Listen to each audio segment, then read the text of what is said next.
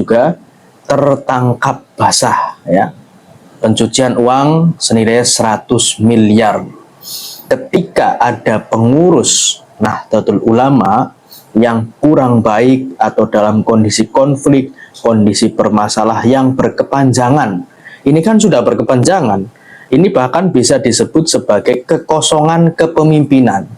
Baik kekosongan kepemimpinan Rois Am maupun kekosongan kepemimpinan Ketua Umum PBNU. Karena kedua ini sudah tidak dipercaya oleh masyarakat. Kalau warga Nahdien mengikuti pendiri NU, para sesepuh NU, yaitu adalah Kiai Haji Samsul Arifin. Mata kasar pendana itu.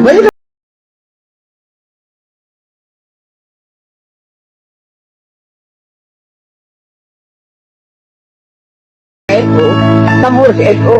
Ya, ini desakan untuk mencopot keduanya. Bismillahirrahmanirrahim. Assalamualaikum warahmatullahi wabarakatuh.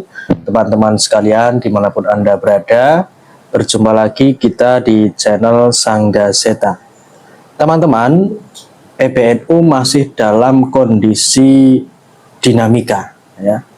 Di dalam istilah Nahdien, dinamika sama dengan ruwet. Arti ruwet adalah tidak bisa ditemukannya titik temu, solusi, dan banyak diartikan. Teman-teman sekalian, berita baru muncul dari kelompoknya Gus Yahya, di mana Gus Yahya menggeser ya, atau istilahnya rotasi jabatan. Merotasi jabatan Gus Ipul yang tadinya sebagai sekjen dirotasi kepada pendidikan, hukum, dan media. Ya, artinya sama saja, malah tadinya di belakang digeser agak ke depan. Ini juga aneh, teman-teman ya. Kirain saya dicopot sekalian ya dari kepengurusan PBNU, malah hanya digeser. Teman-teman sekalian, saya kira PBNU ini atau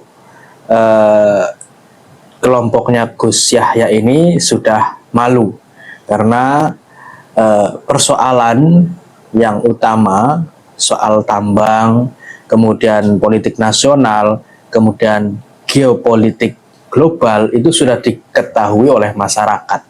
Sehingga kalaupun mencopot Gus Ipul berarti tambah ketahuan ya.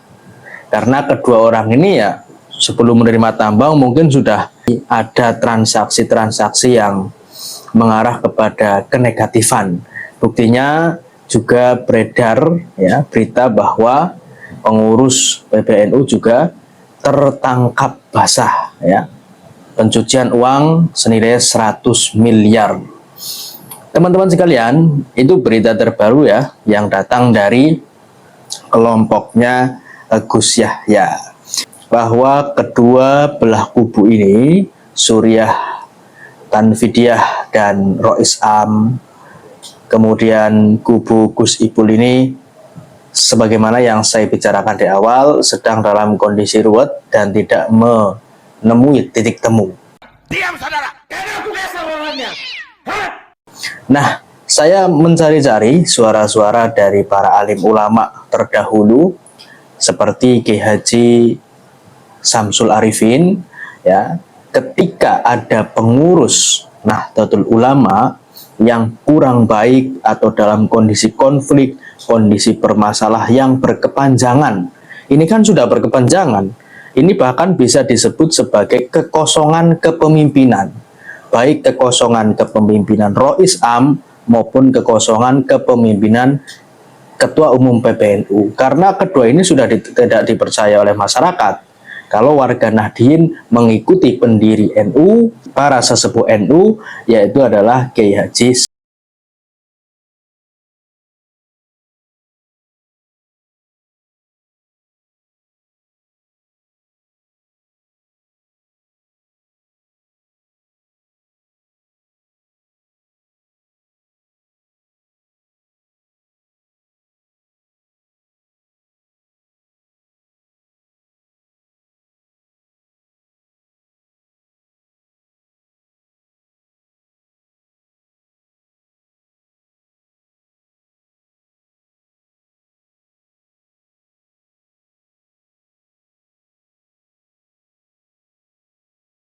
Di situ jelas nggak usah diikuti kalau pengurus seperti itu. Solusi juga datang deras ya, bahkan ini juga kekuatan yang lebih deras dari keduanya, yakni dari golongan Rois Am dan golongan Gus Yahya, yakni desakan untuk mencopot keduanya. Kiai Haji Miftahul Ahyar copot, Gus Yahya copot, ya, Gus Ipul copot. Pokoknya orang-orang yang berkonflik di PBNU copot semua, ganti semua. Nah, ini juga tidak sepele kekuatan ini. Ini deras yang datang dari akar rumput Nahdlatul Ulama. Teman-teman sekalian, semakin hari konflik ini semakin tidak berujung dan sangat-sangat membingungkan warga Nahdien, dan banyak warga Nahdien yang memilih untuk tidak percaya kepada pengurus PBNU. Nah, artinya apa? Artinya ini bisa menular ke semuanya. PWNU, ke MWC, ke Ranting, ke PC, semuanya tidak mengikuti komando kedua belah pihak ini. Artinya kedua belah pihak ini semakin hari semakin dijauhkan ya oleh pengurus-pengurus di bawah. Dan pengurus-pengurus di bawah kalau mengikuti salah satu kedua belah pihak ini, pasti terjadinya ujungnya adalah konflik. Dan jangan sampai konflik berujung pada fisik, ini sangat bahaya. Dan juru selamatnya adalah pengurus-pengurus wilayah, pengurus-pengurus di bawah, itu jangan mengikuti keduanya. Ya.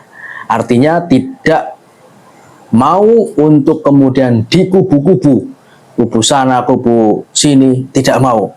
Biarlah yang berkonflik ya teman-teman. Kemudian biarlah yang berselisih. Warga NU tetap rukun dan adem. Tidak ada konflik dan tidak ada permasalahan di bawah. Bah maca bapak lagi Bah Marmin bin Bah Wong Sodomo. No. Artinya mereka mempunyai keyakinan bahwa Nahdlatul Ulama tetap berdiri kokoh tanpa adanya kepengurusan. Dan kalau pengen Nahdlatul Ulama berdiri lebih kokoh, ya ganti semua itu pengurusnya. Dari mulai pusat, Suriah, Tanfidiyah, ganti semua. Karena mereka sudah tersandra oleh tambang, tersandra oleh politik, tersandra oleh kepentingan-kepentingan. Sebagaimana yang dijelaskan oleh ulama sepuh NU, yakni adalah Kiai Haji Mustafa Bisri, di mana disebutkan di situ kalau ada ribut-ribut ya mau banyak kepentingan, kan seperti itu. Teman-teman sekalian, tanda-tanda itu juga muncul dari ulama besar Banten, yakni Abuya Muhtadi, di mana ketika Gus Yahya detik-detik situasi panas, Gus Yahya kemudian sowan ke Abuya Muhtadi. Lana kiminari nahnu banu dimiyab lana karun sabab nahnu ahlur riba fina baitul waqwat. Diberi syair yang pada intinya makna syair itu diyakini oleh beberapa warga NU adalah makna yang menyindir Ketua Umum PBNU. Namanya rumah ya tidak hanya berisi perabotan, tidak hanya berisi hal-hal yang baik, tidak hanya berisi gelas dan lain sebagainya yang bermanfaat, tetapi namanya rumah juga ada kelelawarnya, di mana kelelawar itu juga merugikan tempat, kotoran dan lain sebagainya. Di balik syair yang disampaikan Abuya Muhtadi, banyak sekali tanda-tanda yang muncul dari para alim ulama, para sesepuh NU, dan itu juga solusi. Kalau kita mau mendalami di balik makna ucapan-ucapan para masyayikh itu ada solusi untuk Nahdlatul Ulama. Ya kurang lebih ya ada solusi untuk PBNU, karena Nahdlatul Ulama tidak apa-apa, karena warganya aman-aman saja, jadi solusi untuk PBNU. Diam saudara, karena aku kasar orangnya. Nah teman-teman sekalian, tinggal bagaimana kedua kubu ini itu saling introspeksi dan muhasabah.